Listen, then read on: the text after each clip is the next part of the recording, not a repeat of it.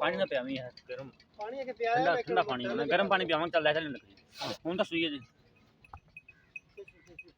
माशाल्लाह अभी माशाल्लाह जी फ्रेश ने बच्चा डिलीवर किया पिछे ने बच्ची